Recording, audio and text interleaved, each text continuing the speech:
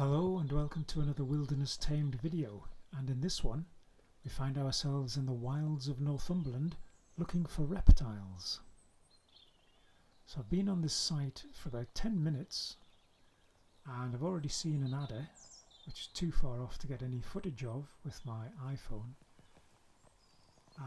but I have stumbled upon this rather delightful common lizard, Zootoca vivipara. So it's been a nice sunny morning, cool, a little bit frosty earlier on, but it has brought the reptiles out because we've had so little sunshine of late. It's been mild but quite wet and cloudy, so there's hopefully more of these to see.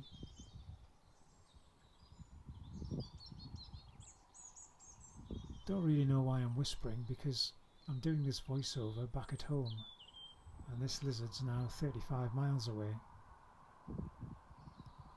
So the chances of disturbing it are long gone. That ship has definitely sailed. You can hear a robin in the background and traffic on the road, which is literally about 20 meters away from where I'm stood.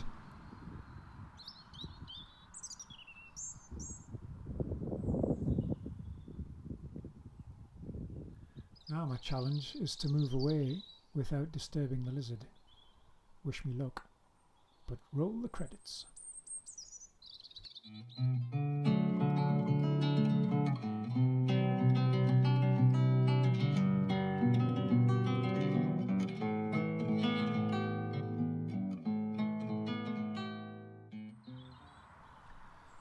So you'll notice, unlike a lot of TV and social media herpetologists, I don't find it necessary to scream and jump and dance about like an excited toddler when I see a reptile.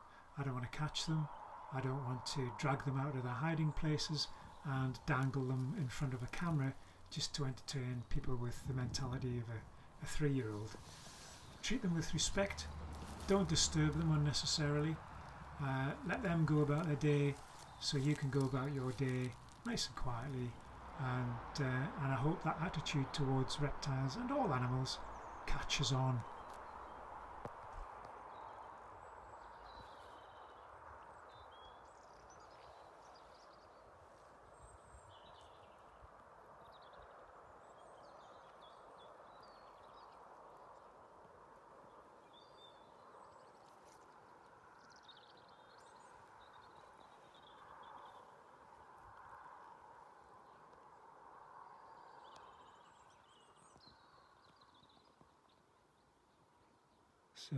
So far this adder hasn't detected me.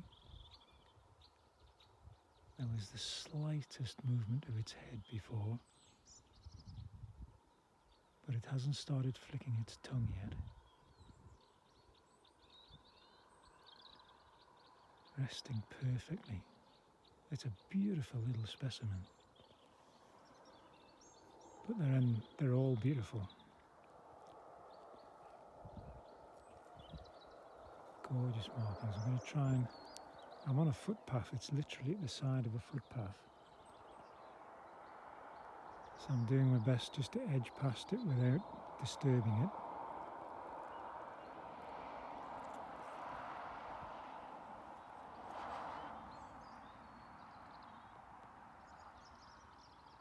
Stunning little snake.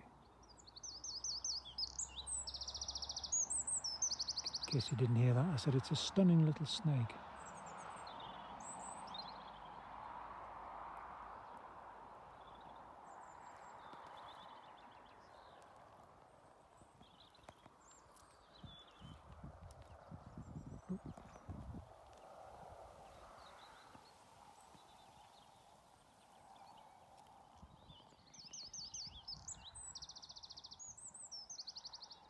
That's fabulous.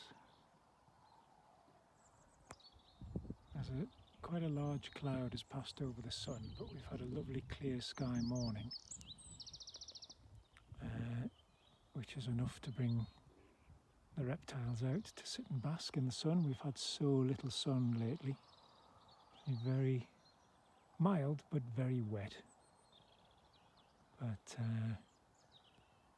So they're coming out this morning to make the most of the basking opportunities. So I'm just looking to my left.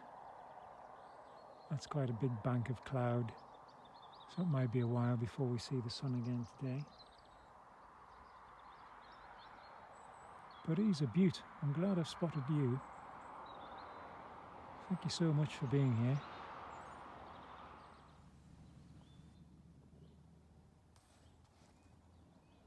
There's another adder. I hadn't realised I'd turned off the video, sorry.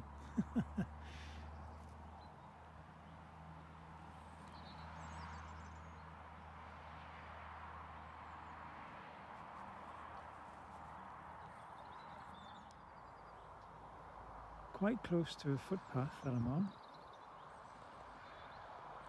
I'll just pan around to show you the footpath. Dog prints and people's footprints in here. I'll slowly walk away so I don't disturb the basking snake.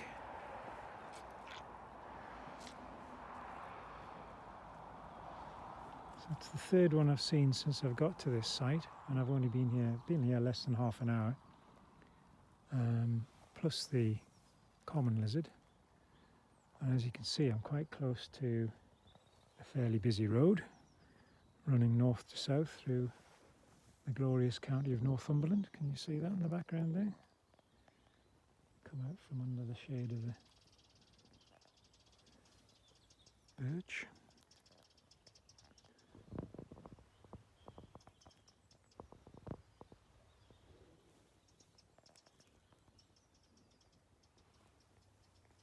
So yeah, a good spot.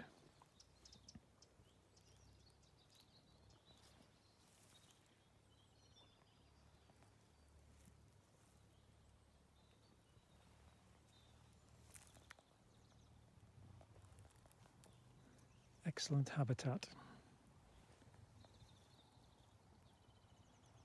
See if we can spot any others.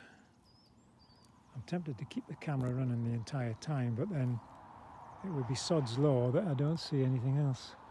And there's a lot of wasted footage.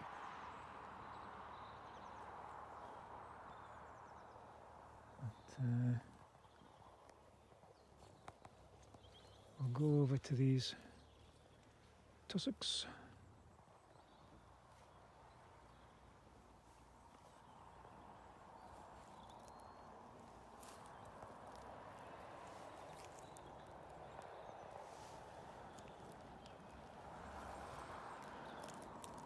So I've come off the path, off-piste, as they say.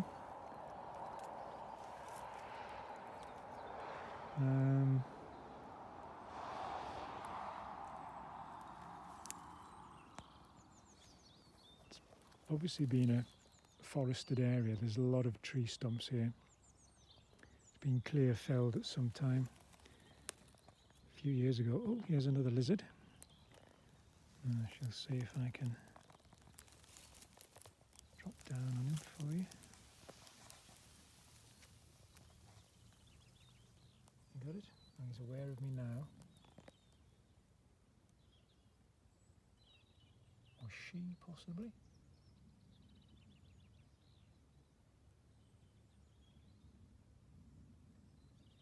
Quite neatly striped.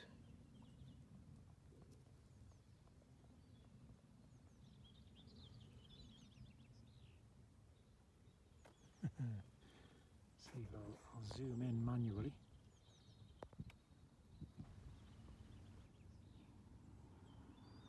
Nice. So they are a common prey item for the adders that we've seen.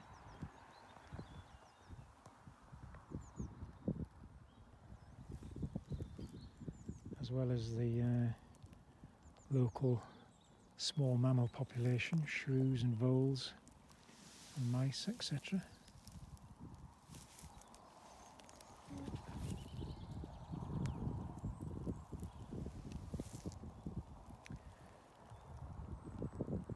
And potentially some of the smaller ground nesting birds larks and pipits.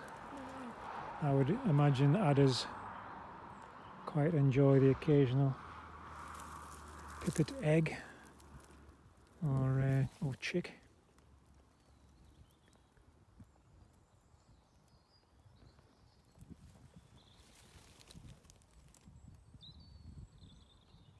As do the local merlins, hedgehogs, badgers, foxes, weasels, stoats. I don't know. Some things just don't stand a chance, do they? Let's come over here.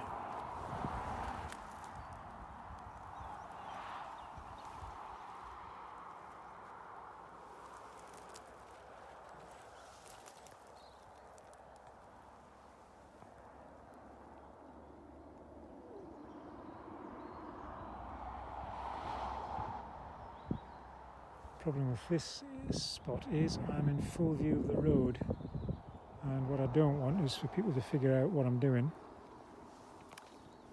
and come and venture into this area themselves with an aim to persecuting anything that they see that doesn't have legs,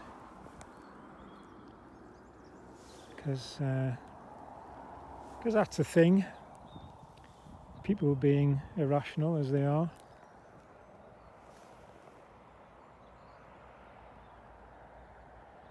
I may have mentioned before that I think the only people who deliberately kill snakes are uneducated cowards.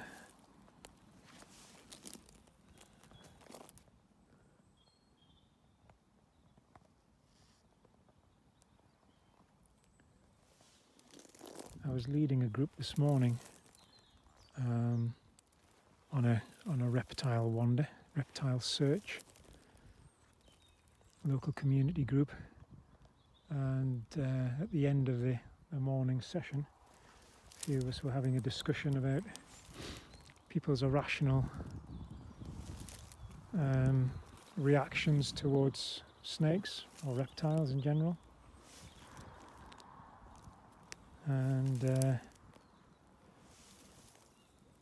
few of them made similar comments along the lines that I've just expressed. So it's not just my view.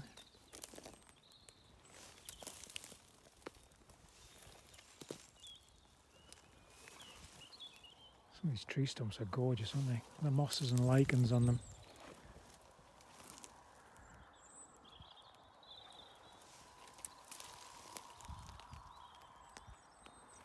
Temperature's beginning to drop a bit again. Oh no, look, check these out.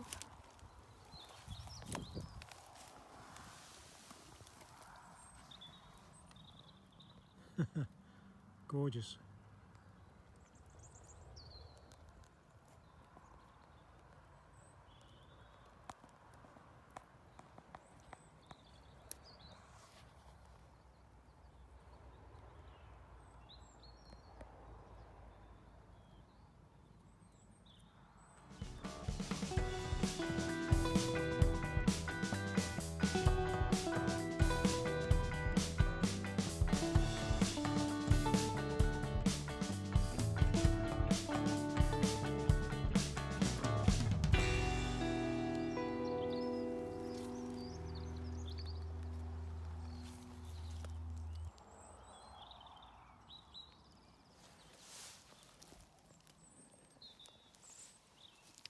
This annoys me slightly.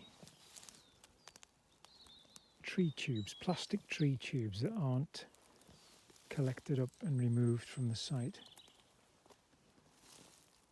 once the trees get to a certain age. Actually, I'm surprised that these are being staked and tubed. I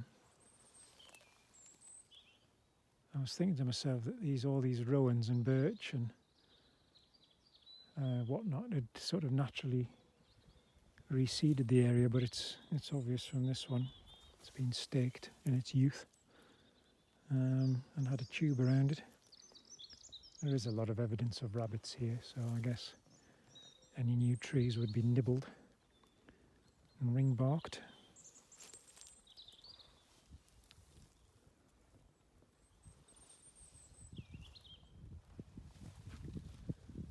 this. This is a rare thing in Northumberland and Durham, an area of hillside that's not managed for grouse. Hence the heather is at the perfect height to offer shelter to reptiles. Whereas on a grouse moor, as soon as it reaches anything approaching this height, it's set fire to. Fortunately, this winter has been very wet. Every cloud has a silver lining, and the silver lining with our current wet conditions has been that the grouse moors haven't been set alight.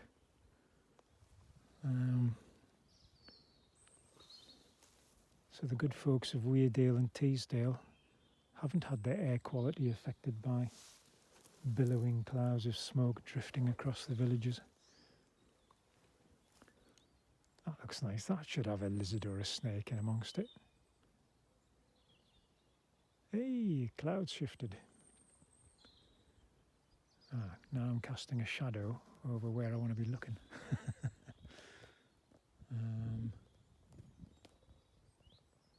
That looks fairly good over there. I'll go this way so my shadow is behind me. I'm not too concerned about wind direction because there's hardly a breath of wind. And I'm, as you've probably noticed, walking slow enough so as not to send any vibrations through the ground.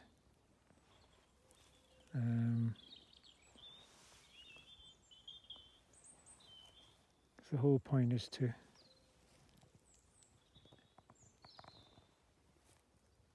move in such a way as you increase your chances of spotting any reptiles before they become aware of you. So I'm not romping and stomping across the landscape. Not that that would be easy anyway. It's fairly rough terrain.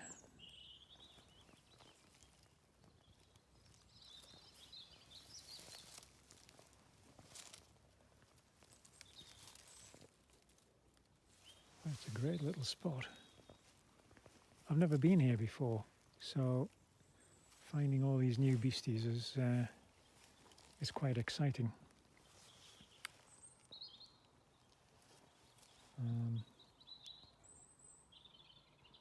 The temptation is, once you've found a site, is to repeatedly come back to it, because you're guaranteed to see stuff. But the danger with that is, and I've been guilty of it myself in my youth, is you're creating a level of disturbance, and there's the risk that you can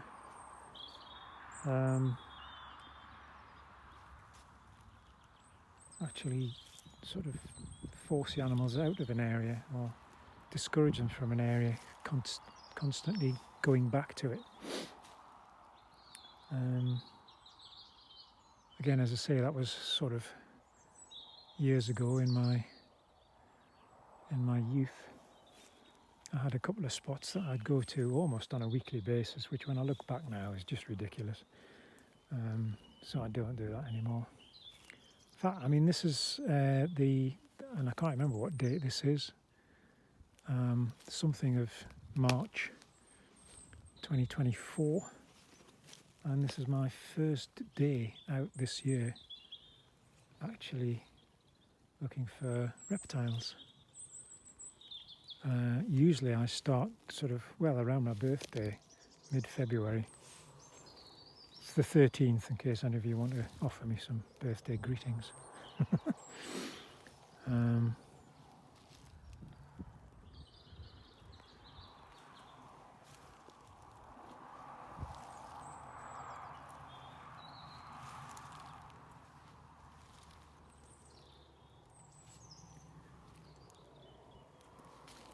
I should have done a YouTube live thing. And I could have got you in the comments to place bets on what I see next and if I see anything next.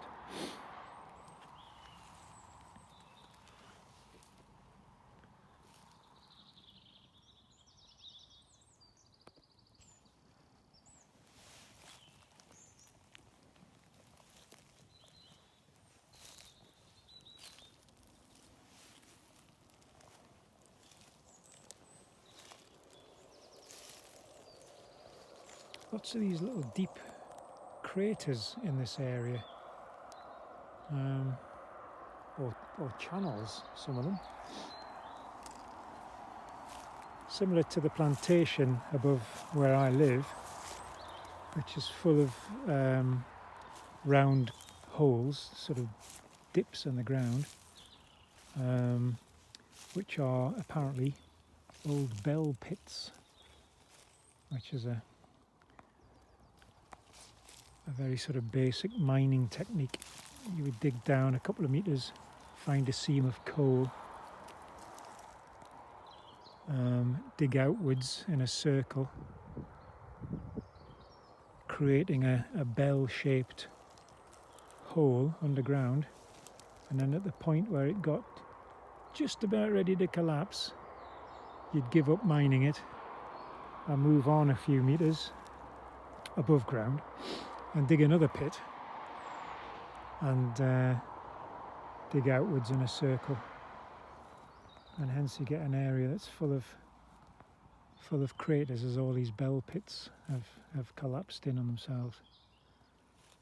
Makes for an interest. It's a great place to play hide and seek. But obviously, as a 59-year-old gentleman, I do not play hide and seek unless I'm with a bunch of idiots, like most of my mates or my two nieces. That seems a long time ago. Playing hide and seek with the nieces, bearing in mind they're both now in their 40s. So old. Right, I'm back on the path again. Is it the same path? Yes, it is. So I'm going to follow it across a very rickety looking boardwalk.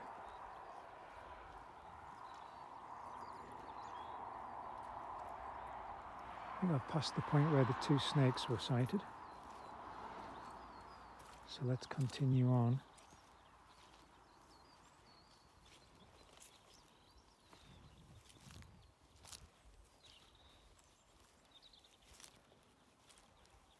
Actually, I'm going to flip the camera and do a piece to camera. Brace yourself. Yes. This is how I look. I know, wandering around the countryside like this, unaccompanied by a responsible adult. That raises so many questions. But yeah, so like I say, I don't know what date this is today, but tomorrow is St. Patrick's Day. And I'm sure I speak for all herpetologists when I say St. Patrick, the guy was a feckin' Egypt. Why the hell would you want to chase all the snakes out of a country? I mean, I know it's just a myth, but no right-thinking herpetologist is going to celebrate that day. St. Patrick, what a pillock. Controversial much? I hope so. And on that bombshell, I shall leave you in peace to enjoy the rest of your day, just as I've done with our special guests, the lizards and the snakes. Thanks for watching. See you in the next one.